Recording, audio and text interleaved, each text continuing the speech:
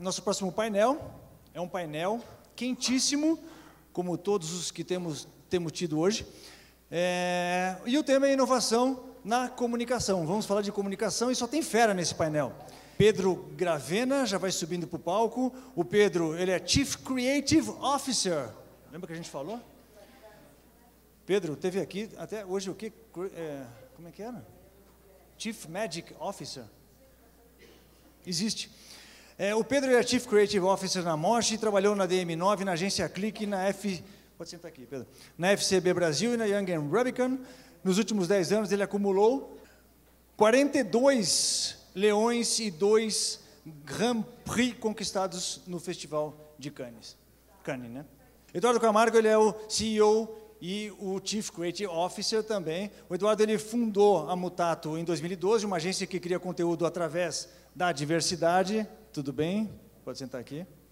Mesclando nas equipes estrategistas, especialistas digitais, contadores de histórias, jornalistas e diretores de filme. É isso.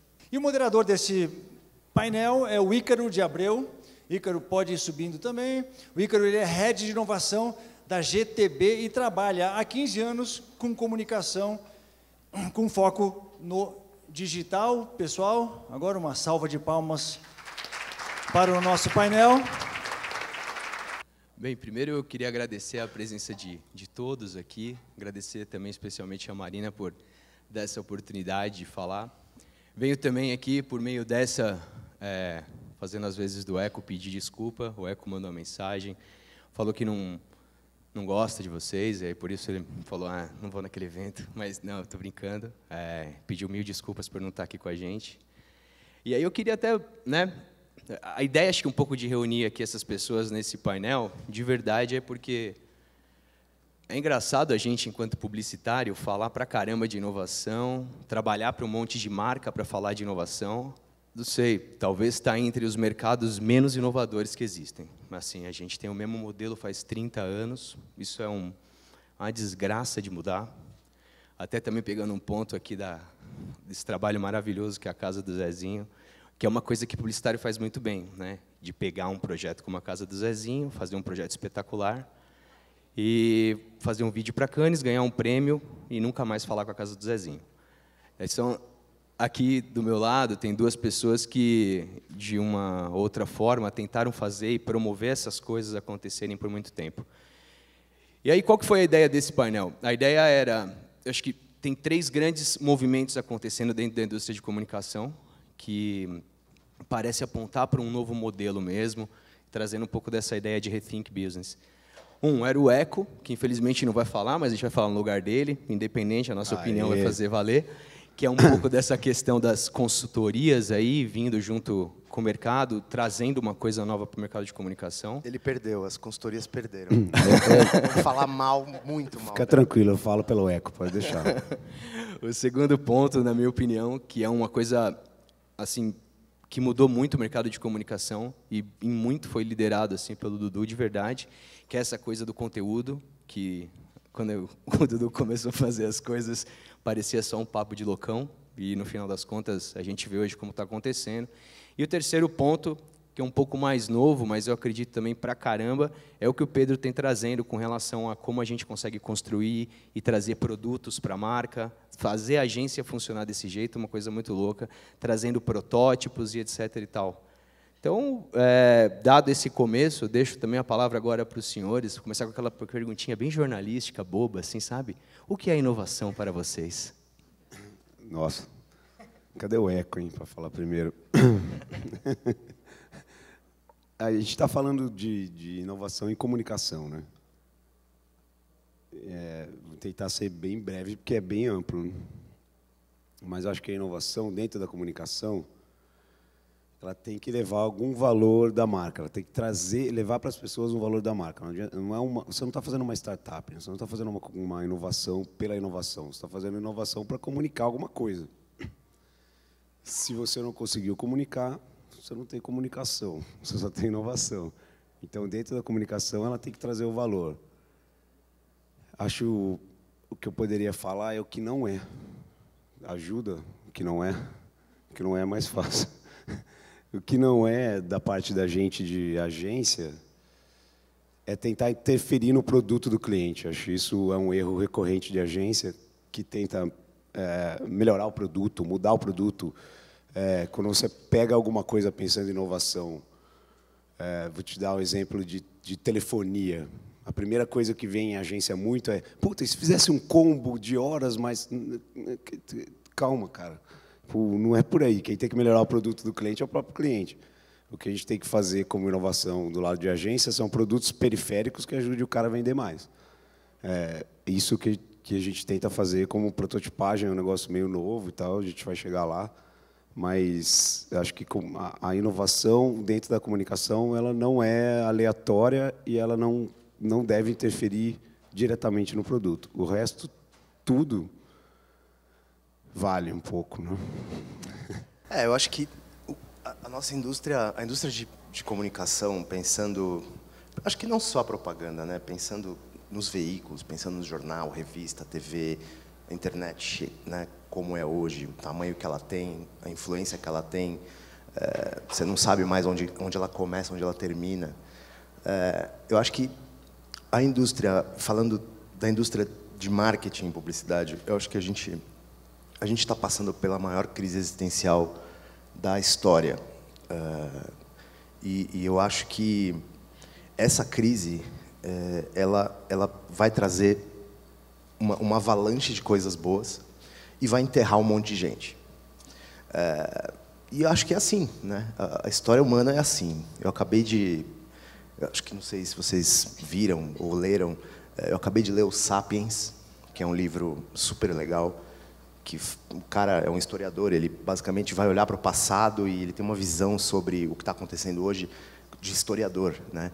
Então ele pega toda a história da humanidade, desde a época que a gente era coletor, caçador-coletor, até os tempos mais recentes. E ele faz um monte de projeções, ele tem um monte de insights, ele faz um monte de reflexões. E essa coisa de morrer e nascer de novo, acho que, né, já aconteceu na história da humanidade várias vezes. E a minha impressão é que, quando a gente fala de... Eu tenho bode da palavra inovação, porque eu acho que ela... Acho que todo mundo, né? Acho que todo mundo, né, cara? Porque, assim, inovação é um adjetivo, né? Inovação deveria ser um adjetivo. É que nem criativo. Criativo não é um substantivo, né? Fulano é criativo. É um adjetivo. Você fez alguma coisa criativa, ou você tem ideias, e eu te chamo de criativo. Mas seu cargo não é criativo, né? Tipo, enfim, a gente sabe, tem todas essas idiosincrasias na nossa indústria, principalmente do lado das agências. Mas o que eu acho a gente está num momento que, se a gente não... A gente tem muito o que aprender em volta da gente, todos os dias, 24 horas por dia, 7 dias por semana. Eu não sei se vocês têm filhos, eu tenho 4. E eu, putz, cara, graças a Deus eu tenho 4, porque eu tenho um manancial de conhecimento de todas as idades. Eu tenho filhos de 14 anos a 1 ano. E assim, desde o consumo de mídia deles, desde a forma como eles reagem ao segurar um iPad, um livro. Cada vivência com eles é uma oportunidade de se aprender e de você repensar a forma como você está fazendo comunicação hoje.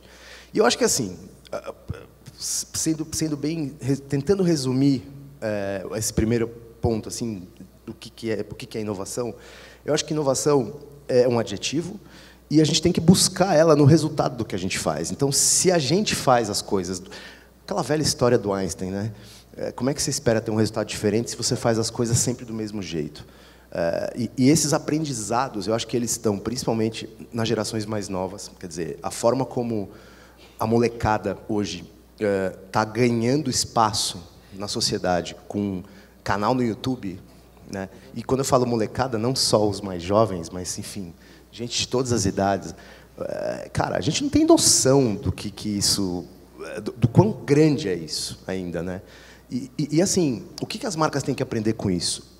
Eu acho que as marcas têm que aprender o seguinte: de um lado você tem a inovação que busca a escala. Então, quando você fala de inovação, Vale do Silício e os grandes estudiosos de inovação e os capitalistas de risco, eles pensam em coisas que são inovadoras para gerar produtos que são escaláveis e repetidos, para as pessoas consumirem em escala. Será que isso é inovação de verdade? Né? Será que uma inovação será que o Facebook é uma inovação? Ou será que ele é só um produto escalável? Né? Inovação, para mim, é a tia Dag, cara. Inovação, para mim, é alguém que resolve um problema de verdade e renova uma esperança na humanidade, sabe? Não sei. Eu acho que foi bem legal pontuar isso daí. Porque, no final das contas, acho que a gente, enquanto publicitário, assim, enquanto mercado de comunicação, é um pouco distante do que parece que a indústria de inovação em si se preocupa e tenta fazer. A gente acaba tentando pegar uma coisa, amplificar ela ao máximo e fazer isso acontecer. Mas só que tem muita coisa legal que acontece normalmente dentro da agência, que a gente tenta dividir e fazer acontecer junto com o cliente e a gente não consegue. Eu acho que tem um... E aí é uma coisa louca, porque eu já vi tanta iniciativa, com todo respeito, Dudu, mas colocar a sua agência para rodar é um negócio que era difícil de acreditar que ia rolar. Você entendeu? É muito louco. É uma inovação. É uma inovação, entendeu? Uma inovação. Então, assim, porque você tem que bater de muito... É obrigação. Tem conta para pagar. É o tem pão. boleto. Então, assim, caraca, como conseguiu, tá ligado, fazer... Tudo bem, assim, para quem não sabe, o Dudu tem um histórico de produtora. O cara começou a fazer tecnologia quando... nem digital e etc., quando isso nem existia direito. Começou junto, na real. Eu comecei bem depois. E aí eu também queria perguntar um pouco assim, tipo, a gente acaba trazendo muito do que é inovação, do que acontece fora para o Brasil, e a gente tem uma capacidade muito ruim de desenvolver as coisas internamente. Eu queria também assim ouvir de vocês se isso falta investimento, falta o tempo de retorno que as pessoas querem que aconteça é menor do que no restante do mundo. Por que no final da... Tudo bem, a gente tem exemplo maravilhoso. O cara que colocou dinheiro no Facebook é brasileiro, o cara do Instagram é brasileiro, mas, na boa, isso é ínfimo perto do que a gente seria capaz. Por que a gente não consegue, de fato, ser um mercado que a gente tenha capacidade e potencial de ser, sabe? Caramba, só pergunta fácil, cara. Tá bem fácil aqui hoje, tá tranquilão. Eu acho que a gente tem uma gringodependência.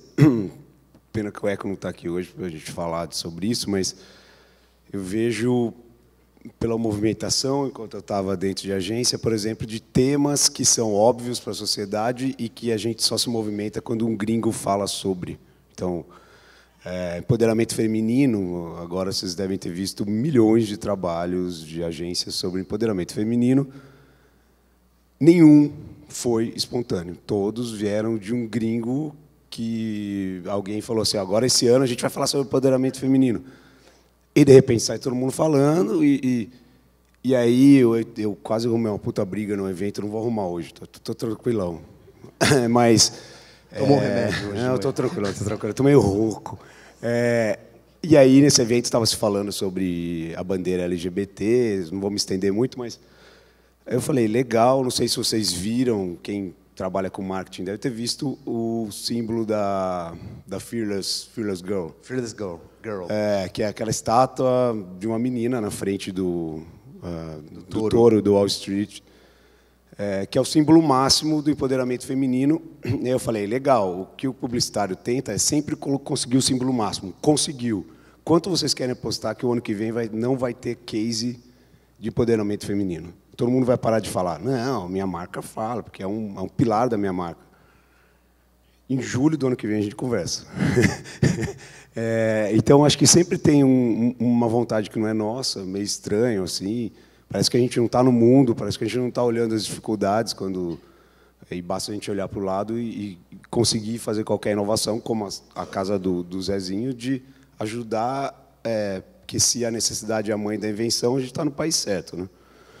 Então, a gente não consegue olhar em volta e a gente espera alguém descer de um Olimpo de São Francisco ou Olimpo do Vale do Silício ou de Nova York e falar para a gente, faça isso agora. E a gente realmente faz e faz bem quando a gente faz. Só que a gente não tem essa... Talvez seja um complexo de vira-lata, não sei. Não tem essa iniciativa de agir. Tem uma coisa de a gente, não sei, tem um complexo de vira-lata, sim, eu acho, porque é uma coisa da gente não ser dono da própria agenda, né? A gente adota a agenda dos caras. Exatamente. Tem um brasileiro que é um cara super talentoso, contemporâneo da gente também, o PJ. Ele é um brasileiro que deu certo nos Estados Unidos. PJ Pereira tem uma agência lá, um cara, porra, premiadíssimo, super competente, etc. E ontem ele fez um post, ele mora nos Estados Unidos, acho que há, sei lá, décadas. Mais de 10 anos, pelo menos. Aí ele fez um post ontem, desculpa entrar no assunto política, mas, né? Ele fez um post ontem falando sobre o Bolsonaro é o Trump pobre, né? É um Trump pobre. Que vergonha, pô, que merda, não sei o quê, a gente, né, vamos ter esses próximos 12 meses aí sofrendo com esse cara falando e não sei o quê. E aí eu pensei, falei, cara, assim, independente de mérito e de posição política, eu pensei o seguinte, bom, e voltando para a história da agenda, né? Cara, a gente não só tem um Trump pobre, como a gente tem um Trump rico também, um Trump de raiz. A gente tem um Trump Nutella, que poderia ser o Bolsonaro, e um Trump de raiz, que é o Dória. Né? O Dória é um Trump, ele é um rico, milionário, né? Anda de jatinho, etc. E tal. Então, assim, não contente com ter uma imitação de Trump, a gente tem duas. Né?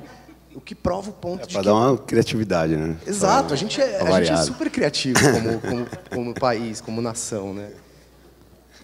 Mas é um pouco essa coisa da agenda, a gente se deixa levar pela... E acho que assim, a grande questão hoje, né, nas redes sociais, assim, pensando em redes sociais e nessa transformação absurda na comunicação, é justamente a narrativa, né? O que aconteceu com o Trump, quem aqui imaginava, naquele dia fatídico, naquela noite de apuração de votos, que o Trump ia ganhar a eleição? Ninguém podia imaginar isso. Pouquíssimas pessoas, talvez aquele documentarista, o Michael, esqueci o nome dele. Isso, o Michael Moore foi um dos que previu, e todo mundo achou que ele era louco. Mas, cara, a eleição do Trump, ela foi um exemplo de roubo de agenda, de apropriação de agenda, né? Tipo, ele conseguiu roubar a agenda da sociedade, do mundo, de um jeito que ninguém percebeu.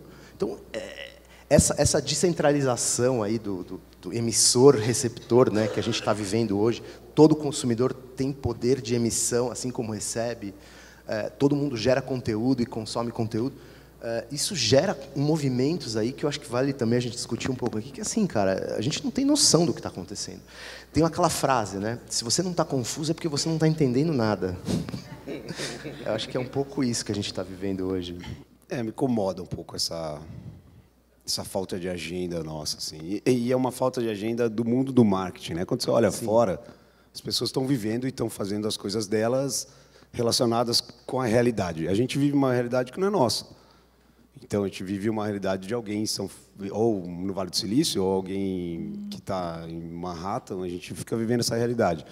A gente está numa puta crise desgraçada há 2 anos, não tem uma ideia de nenhuma marca que ajude em crise. Mas todo mundo está ajudando em empoderamento feminino, LGBT. Só, cara, tipo, ninguém está olhando para o lado. Como que você ajuda as pessoas a saírem disso? Aí entra a inovação, aí vale a inovação. A inovação é o ponto de você dar uso novo a uma tecnologia que já existe. A invenção é inventar uma coisa nova. A inovação é dar um uso novo. Cara, ninguém olha do lado, ninguém pensa uma ideia que ajude uma marca, fomente empreendedorismo, que fomente com que as pessoas tenham mais vontade nessa crise. Em compensação, está todo mundo loucamente falando sobre... Estava até o ano passado sobre empoderamento feminino, ano que vem não vai ser mais. E sobre LGBT. Isso vira um assunto, o poder que a gente tem é muito grande, vira um assunto na sociedade, e as pessoas começam a ter ação sobre aquele assunto. Mas a gente pega a agenda de alguém que não é nosso. São múltiplos problemas ao mesmo tempo e assim, são pouquíssimas soluções que você vê concretas, né? A agenda no ano de crise é a promoção, né? Você vê todo anunciante de CPG, né? de produtos de bens de consumo, a agenda de todos é promoção, né? De Nestlé, Unilever, a Coca-Cola, a todos. E assim, isso é um problema do Brasil? Eu acho que não. Eu acho que isso é um problema de uma mentalidade de curto prazo, de retorno de curto prazo, de pressão de acionista. Se você olhar os negócios que não estão sofrendo essa pressão, porque eles têm outros tipos de pressão, como, por exemplo, sei lá, o Airbnb, a Amazon. No Brasil, o iFood, né? O iFood no Brasil tá assim, não porque eu conheço as pessoas que estão lá, mas eles estão dando, eu não diria que eles estão dando aula, eu acho que eles estão dando show de bola em termos de tentar posicionar uma marca que aparentemente tem um serviço que não agrega tanto valor na tua vida, é um delivery, quer dizer, é quase um commodity, né? É um motoqueiro com um baú com adesivo, né? E eles estão tentando construir essa marca no meio dessa crise toda e tentando gerar valor. Mas assim, tirando essas empresas que estão capitalizadas porque tem investidores por trás, a economia organicamente, né? O marketing não está, eu acho, hoje, ajudando de fato as empresas a crescerem organicamente. Isso é um problemaço que a gente tem, né? E aí fica essa expectativa no milagre da inovação. Do tipo assim, não, vamos fazer inovação, mas espera aí, por que você não fez até hoje, né? O que está faltando? Eu ouvi uma coisa outro dia que eu achei bastante interessante. A inovação, na verdade, é um problema de RH. Porque a inovação, se você pensar que as pessoas é que pensam as coisas e fazem as coisas, as empresas têm que destravar as pessoas. Elas têm que tirar os obstáculos da frente das pessoas para as pessoas poderem inovar, né? Muito mais do que uma agenda do CEO, do CFO, é uma agenda do RH. Né? Foi legal você falar isso aí. É engraçado, assim, não quero me estender também muito, mas com relação a essa coisa cultural e tal, mas eu acho que muito do fato das pessoas não inovarem parece ter a ver com o fato de que as pessoas têm um cagaço gigante de errar. Empresas, então, a enésima potência, né? Tipo, e aí eu acho que quando a gente fica falando desse cenário de crise, desculpa a sinceridade, mas eu acho isso uma palhaçada tamanha, porque crise mesmo é para quem sempre teve crise. É um absurdo você questionar que ou esse ano você não vai ganhar 14,75 e vai ganhar 13,27, sabe? Nossa, eu estou em crise. Não, crise é para a casa do Zezinho. Isso é crise de verdade. E aí eu acho que essa ideia de crise alimenta muito uma ideia de medo da gente, e esse medo, ele deteriora a gente por dentro. E eu queria entender, na verdade, como é que vocês dois fizeram, acho que um processo dentro dos ambientes onde vocês trabalharam para minar e drenar um pouco essa ideia de medo que é recorrente o tempo todo. E é óbvio, talvez seja o grande lamaçal da inovação, porque no final das contas todo mundo tem medo. Ninguém quer assumir um risco, ser inovador, e aí, para a inovação, cada vez também que eu falo, morre um panda, como a Carmela estava falando. Como é que a gente se prepara para poder drenar um pouco essa ideia do medo e fazer com que a gente possa, junto com esse RH, ter um caminho sem obstáculo para a gente poder avançar? Uia. Cara, eu vou dizer como eu faço, tá? E eu faço errado. Eu faço. Não estou nem aí se você tem medo ou não. Eu vou fazer, você vai ter que me parar. Você vai ter que me parar. Eu tenho uma piada boa de um case numa agência que eu ia colocar o Elvis. Puta, aí entra o Elvis, aí o cara, dono da agência, falou assim, cara, mas por que o Elvis? Não tem muito a ver com o posicionamento. Eu falei assim, cara, é o Elvis. Você vai ter que me dar 5 argumentos para eu tirar o Elvis, não eu para pôr. Então, cara, você vai ter que me parar. Eu faço, eu não estou nem aí se o cara tem medo ou não estou nem aí. Eu assumo todo o risco, eu faço. Não tô nem... Isso, lógico que tem me ferrado muito,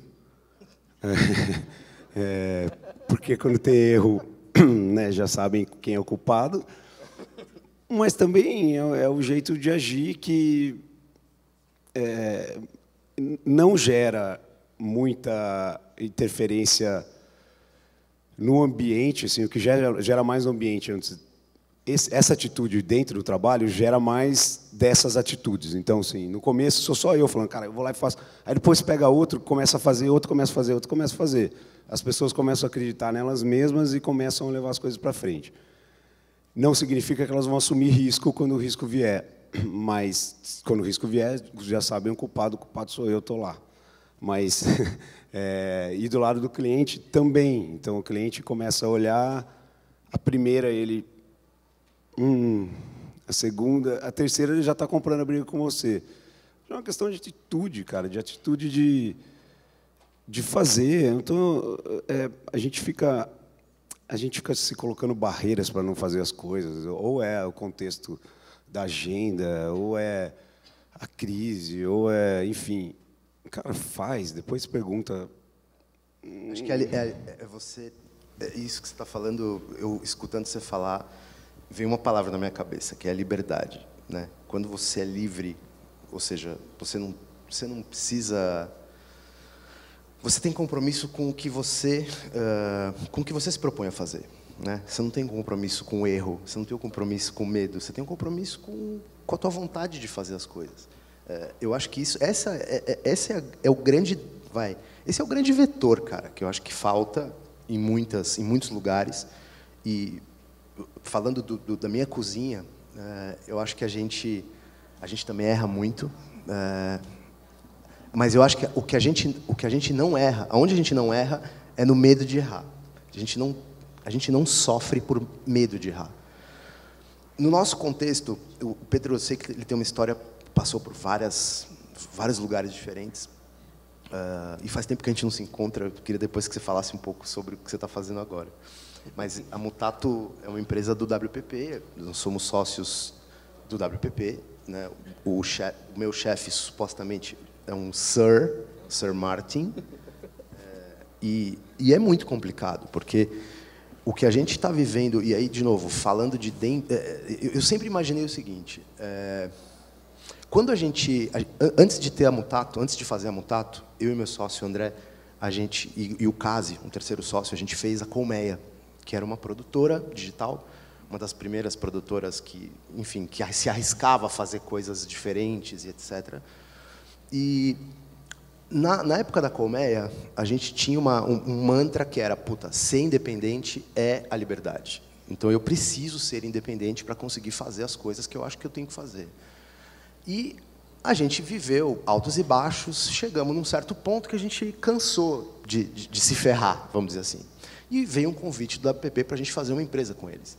E eu pensei, na época, um amigo meu, um grande amigo meu, que inclusive vai palestrar amanhã aqui, pelo que eu vi, o senhor Wagner, vulgo 301.yt, ex-Spale, Mr. Manson. Quando eu falei para ele que a gente ia ser sócio do APP, ele falou, peraí, mas você está indo para o lugar onde as agências vão para morrer? E eu fiquei com aquilo na cabeça, e até hoje eu fico, não durmo, às vezes eu não durmo a noite pensando nisso, né? Oi. Cara, você me deixou sem dormir muitos anos. Faz 5 anos que você me falou isso. Mas eu estou vivo. E estou vivo, mas é complicado, porque você abre muitas concessões, né? Eu acho que a grande história é a escolha, no fim das contas.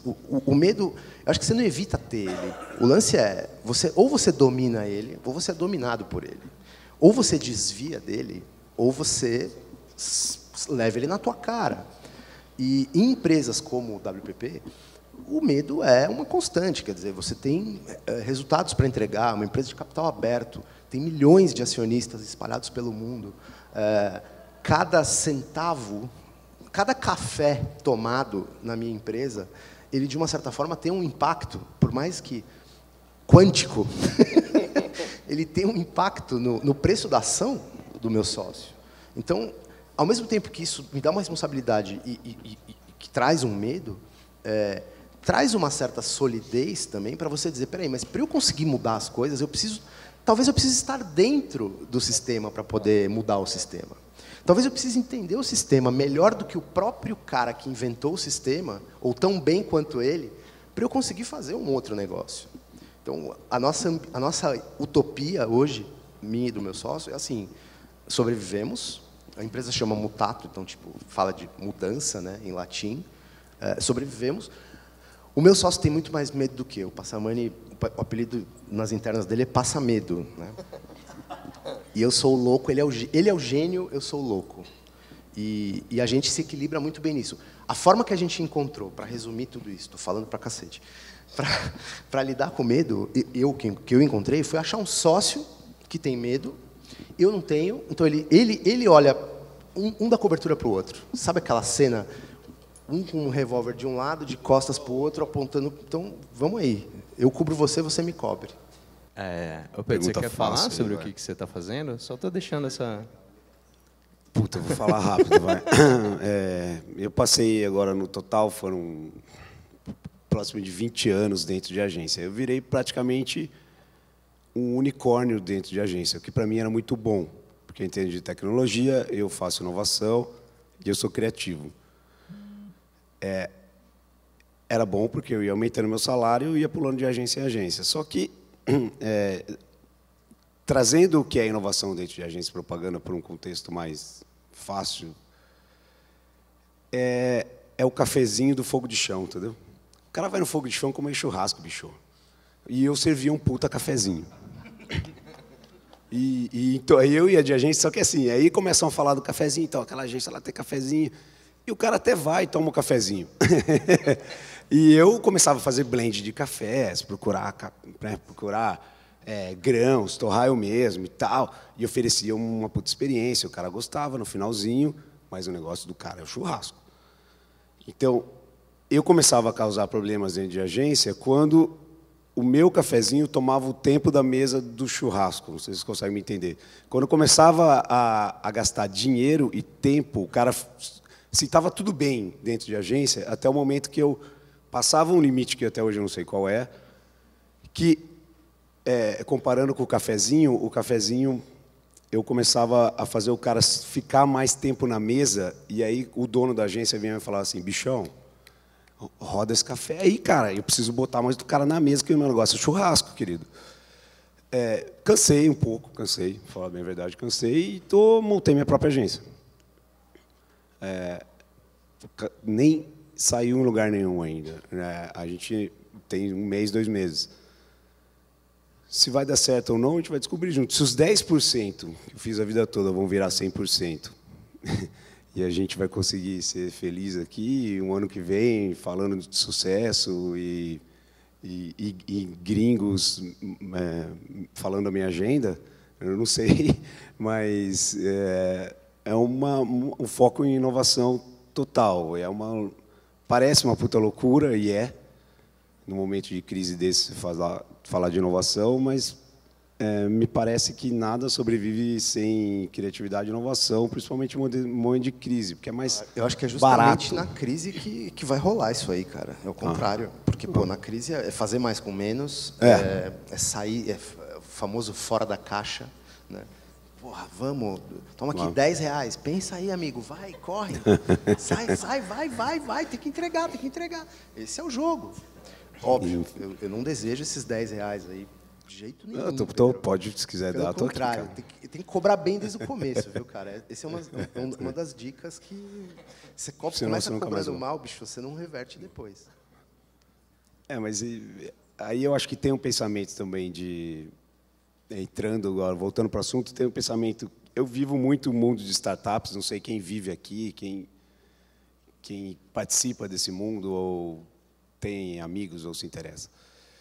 E aí tem uma diferença brutal, lógico, não precisa ser esperto, daqui para o Brasil, para os Estados Unidos, em termos de startups, não precisa ser nada esperto para saber, mas tem uma diferença em pensamento. Vou dar um exemplo bem bobo. Eu fui num festival incrível, Batalha de Startups, uma coisa mais legal que a outra e tal. Sabe quem ganhou? Sabe quem ganhou um investimento de R$500 mil? O cara que vendia pipoca junto com o ingresso de cinema. O que significa? Significa que o investidor não vê nada a não ser dinheiro na frente dele. Então, uma ideia como o Instagram, uma ideia como o Twitter, nunca vai existir no Brasil. Nunca. Porque o investidor tem um pensamento de muito curto prazo. Trazendo para o nosso mundo aqui, esse pensamento também existe nas marcas. Então, é uma agenda de curto prazo que o cara tem que cumprir. Ele não está pensando no ano que vem, ele não pensa daqui 5 anos. Porque 5 anos ele vai estar em outro lugar.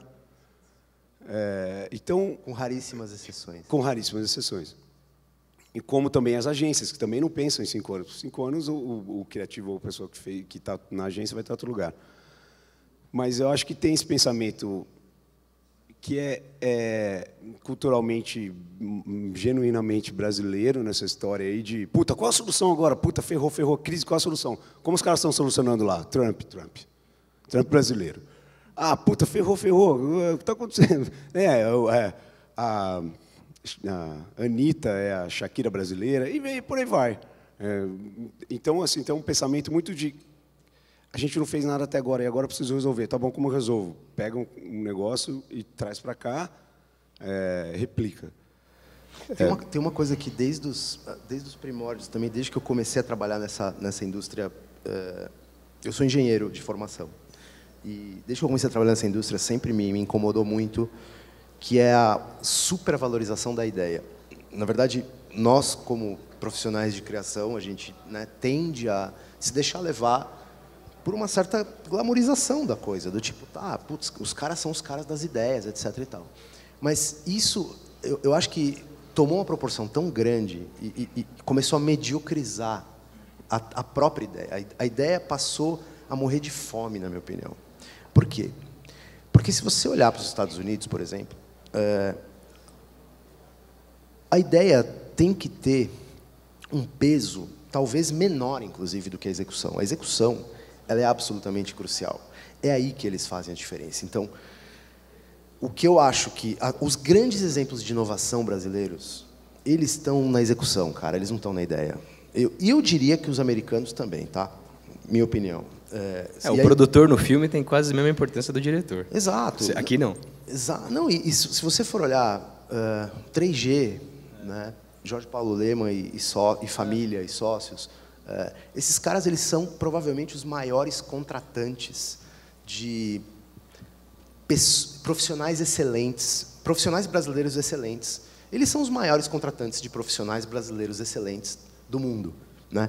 Eles estão em todas as universidades americanas, Ivy League, todos os anos, tentando convencer a molecada que está saindo dos MBAs a trabalhar para eles. Eles são os grandes caçadores de talentos no Brasil, há muitos anos, sei lá, há 40, 30 anos. Esses caras, o que eles fazem é executar bem. Esses caras eles não fazem brainstorm, eles fazem brainstorm, mas assim, o negócio deles não é a quantidade de ideias, não é ideia. É assim, eu tenho uma ideia e eu vou executar essa ideia à exaustão e eu vou fazer um negócio dela, né? Eu acho que o que a gente tem que aprender com eles é que, e aí a minha opinião hoje, olhando para essa realidade que a gente vive, que é procura-se inovação, mas investe-se no Facebook, em anúncios de 3 segundos, ou em anúncios de 5 segundos no YouTube, ou em anúncios no Facebook, que você precisa ter a mensagem, o produto e o call to action em 3 segundos. Porque se for mais de 3 segundos, vai cair o engajamento, vai aumentar o custo, vai diminuir o ROI da campanha. Nesse momento que a gente vive esse tipo de opressão como agência, eu diria o seguinte: a única saída para a gente é conseguir mandar na agenda, é conseguir fazer as marcas passarem a mandar nas agendas de novo. E executar, mais do que ter um monte de ideias, é executar ideias de um jeito brilhante, de um jeito impecável e obsessivo, entende? É o que eu acho hoje. Eu acho legal você ter falado isso. Primeiro, deixa eu saber, tem pouco tempo, porque eu acho que seria legal também abrir aqui minimamente para poder fazer umas perguntas. Não sei, acho que, né, também, tipo, que a gente seja um pouco inovador enquanto publicitário, né, e não falar o tempo todo, né, que o publicitário é egocêntrico pra porra. Posso fazer uma perguntinha rápida? Claro. Quando você fala foi o Edu que mencionou esse assunto, quando você fala que o nosso segmento está passando pela maior crise existencial que já houve até hoje, vocês incluem, você está falando de agência e está falando de marketing, vocês incluem tudo isso no mesmo balaio ou você consegue separar agência de marketing em geral? A crise existencial mais complexa da história vale para os dois? Vocês fazem essa separação? Eu acho que dá para fazer a separação, mas, sem dúvida, todos os atores estão sofrendo. E a disruptura tecnológica, na verdade, né?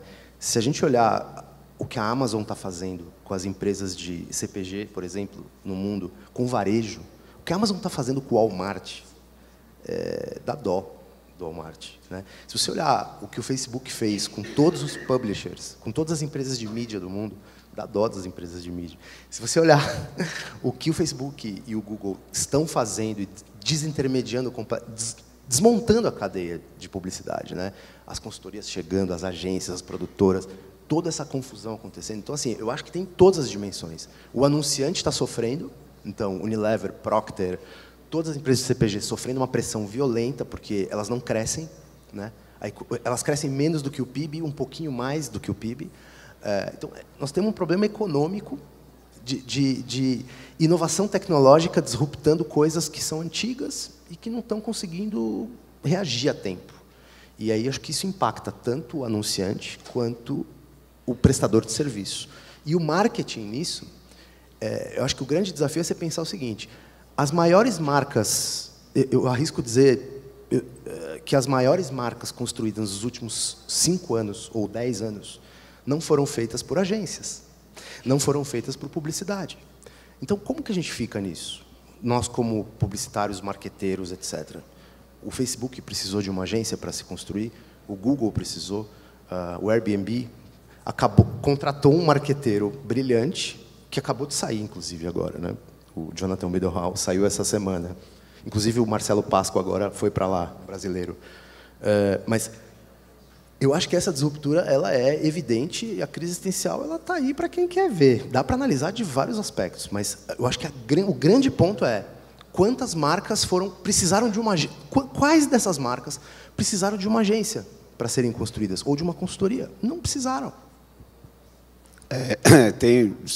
São crises diferentes mesmo. Acho que a crise do marketing é a crise de sentido, de valor mesmo. Então, existe uma vontade de meta que sobrepõe a realidade. Então, o marketing da empresa está gerando ou pactuando com um produto que não tem reverberação na vida real. Ela simplesmente está fazendo porque ela precisa bater a meta no final do ano, e batendo a meta porque tem um gringo, ou sei lá quem, com um revólver na cabeça do cara, ele acaba fazendo sem pensar na função daquilo que ele está fazendo. Então, eu lembro que eu trabalhei muito para a indústria automobilística, e os caras falam, tem que anunciar um carro de 7 lugares. Eles falam, legal, mas as pessoas querem? Não sei se as pessoas querem, porque a gente precisa entrar no segmento legal, mas alguém perguntou para as pessoas? Não, a gente tem uma crise porque nesse segmento a gente não tem nenhum carro. Ótimo, mas e as pessoas? Então, acho que o marketing... Você tem uma solução em busca de um problema. Na função do marketing, o marketing é isso. É achar a reverberação de um produto nas pessoas. Mas perdeu. Para sair da bad vibe, desculpa, Pedro, eu te cortei, mas eu não quero deixar de falar de um exemplo absolutamente positivo de reação brasileiro. Esse exemplo chama-se Magazine Luiza. Magazine Luiza, esses últimos 2 dias foi o Maximídia, né? Contrataram o cara do Google, inclusive, né? Exato. O Fred Trajano, cara, ele hoje, na minha opinião, ele é um dos caras mais visionários da economia brasileira, porque o que ele está fazendo com o Magazine Luiza nos últimos 3 anos é reagir a essa disruptura tecnológica de um jeito nobre. Ele está desmontando o Magazine Luiza de dentro para fora e reconstruindo a empresa. E ele está transformando digitalmente a empresa, cara. Então, assim, é possível. Possível. É possível, lógico que é possível. Resumindo, bem para a gente também não se entender muito, a crise do marketing é uma crise de sentido, de função. A crise na propaganda a propaganda está se afogando em petróleo. Então, é uma crise de um modelo muito bem sucedido de remuneração, que é imbatível e é genial. Só que ele está se afogando em petróleo é a melhor metáfora que pode se fazer, mas é exatamente isso. Ele impede com que ele criou uma máquina muito penosa, muito grande, que para se movimentar ela precisa de muito dinheiro e tempo. E a nossa sociedade quando você vai para a tecnologia age rápido. Tem uma coisa que é meio triste, assim, meio depressiva de falar, mas Eu acho que quem mais precisa de propaganda tradicional hoje são os setores que têm menos valor agregado percebido pelas pessoas. Porque quem tem valor agregado percebido como cliente, como anunciante, como produto, não precisa fazer propaganda, precisa fazer com que as pessoas usem o produto. E é diferente. O Samuel Klein, se não me engano, falava isso, que o papel da propaganda não é vender, é colocar o consumidor na loja. Quem vai vender é o meu vendedor. E tem uma coisa assim, que é uma coisa que eu falo com o Pedro, assim, a gente já questionou muito isso. Com certeza absoluta, a empresa que mais fez, eu acho, pela comunicação, pela indústria de publicidade, não foi a publicidade, foi a Adobe. Então, assim, é muito louco, a gente nunca conseguiu repensar o nosso modelo, é impossível. De dentro da agência nunca veio a mudança da agência. Então, é engraçado ser uma empresa, um setor que fala de inovação e de como fazer, e é muito manipulador por si só, mas para dentro ele não consegue manipular e reverter e pensar na pesquisa, no desenvolvimento e melhorar os processos. Isso é uma coisa interessante. Então, mas eu acho não é caótico assim também. A gente está dando um cenário, tipo, cara... não, a gente está dando um cenário super... Não é tão triste assim, vai. É assim, o cenário não é triste assim, desse jeito, petróleo. não se espantem, mas... eu acho que, cara, tem mudança, oportunidade, né? é um momento de mudança, e que bom, assim, para mim é o melhor momento exato. para fazer propaganda na história, É o um momento de você mudança. começar a tua empresa, cara. E acho que é o melhor momento para você olhar enfim, para você olhar para qual é o papel da tua empresa, né, no ecossistema que ela vive hoje. Edu, posso fazer uma perguntinha rápida da plateia aqui? Fala, pessoal, boa tarde. Queria que vocês elaborassem um pouco, vocês começaram a falar sobre isso, mas o papel das consultorias, começando a ter o braço de marketing, como vocês enxergam isso, se é uma inversão de papel na visão de vocês, quem deveria ser o owner das campanhas que eles tocam, etc. Por favor. Agora 5 minutinhos só. Agora 5 minutos, vai. Vou falar rápido sobre consultoria. A consultoria, ela age num âmbito mais estratégico dentro do cliente e das marcas, tá? Por quê? Porque ela investe em tecnologia. Toda consultoria investe em tecnologia. Se você for olhar para dentro das agências, pouquíssimas investem, que a gente acabou de falar. Criar ferramentas para que o cliente use e tenha um resultado melhor ou mais satisfatório para ele. Essa entrada das consultorias, eu acho um movimento lógico, meio natural, pensando que as consultorias sempre fizeram uma transformação da porta para dentro. Então, essa transformação veio sendo feita durante anos da porta para dentro em várias empresas. Quando ela vai da porta para fora, entra a comunicação, né, do que foi feito dentro da empresa. E muitas vezes é fútil. Então, eu sei de um trabalho incrível de consultoria para eles serem mais rápidos. Eles tinham um lead time, que é o tempo de uma ideia entrar até sair, de 800 dias, assim, um negócio bizarro, e eles diminuíram para 60 dias. Isso uma consultoria fez. Botou a máquina para funcionar e saiu um aplicativo que é o aplicativo Lite. Disso, uma das saídas foi o aplicativo Lite. O que o aplicativo Lite é para mim? Um negócio para eu não apagar minhas fotos de gatinho. Então, a consultoria fica louca. O cara passa anos fazendo um negócio legal, da porta para fora vem uma agência e tira todo o sentido do que ele fez da porta para dentro. Tanto a consultoria quanto a marca. Porque não tem essa ligação de entendimento e tal. Então, é um movimento natural da consultoria fazer tudo. É um movimento bem difícil para as agências fazer o caminho contrário, porque o caminho da consultoria é muito profundo. E tem método, tem processo. Eles não dependem de BV. Eles têm processo, cara. O processo é fundamental. Eles têm o processo, eles vão implementar o processo, a inovação acontece dentro do cliente. A agência, ela só pensa da porta para fora. Isso é um grande problema. Fazer isso da porta para dentro vai ser bem penoso. Eu acho que tentando fazer o gancho, fazer a ponte toda do começo para agora, para essa tua pergunta, eu acho assim, tem 3 vertentes que eu acho que o Ícaro escolheu super bem como curador aqui, apesar do Eco não ter vindo. Porra, Eco, cacete, hein, meu? Tô falando pelo Eco, relaxa. Não, mas assim, essas 3 vertentes que eu acho que é prototipagem, enfim, experimentação, design, pensamento de desenhar soluções, service design, tem um monte de termos, né, para definir esse tipo de coisa. Eu acho que, sem dúvida, é uma vertente incrível. As consultorias, com todo o trabalho... a consultoria, ela na verdade, o cliente da consultoria é o CEO e o CFO. Né? Essa é a grande vantagem que ela leva, no fim das contas. E, óbvio, o fato de que elas sabem cobrar pelo trabalho delas, o fato de que... Tem uma coisa que, para mim, é muito, muito triste nessa história. Eu acho que... porque eu acho que é uma realidade muito dura. Eu vou ser depressivo mais uma vez. Vamos terminar cantando. Não, ficar alto astral. As consultorias, cara, elas recrutam os melhores talentos de cada turma, das melhores escolas. A publicidade recruta os loucos, os criativos, os competentes. Não estou dizendo que não são competentes as pessoas, óbvio, eu estou me incluindo nisso também, todos nós aqui, mas pensando na sustentabilidade do negócio da consultoria, é óbvio que ela leva uma vantagem, né? O nível de recrutamento dela, os talentos que estão entrando o tempo inteiro, retroalimentando a empresa, eles têm uma qualidade muito alta.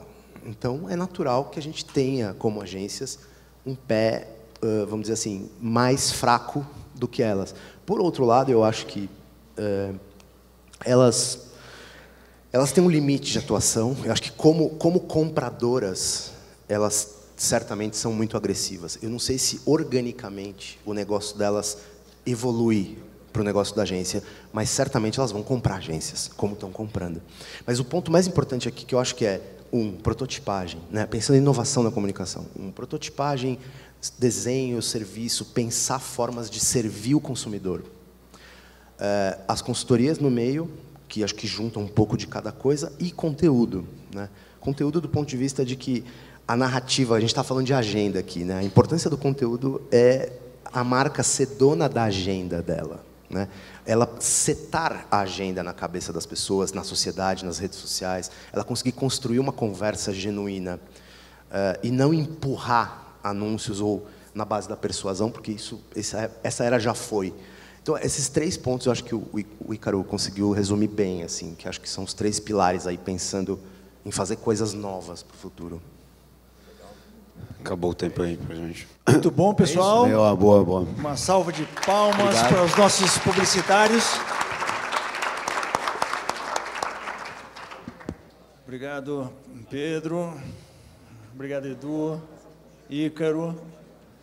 Só um publicitário pode falar isso aqui, né? Eu odeio inovação.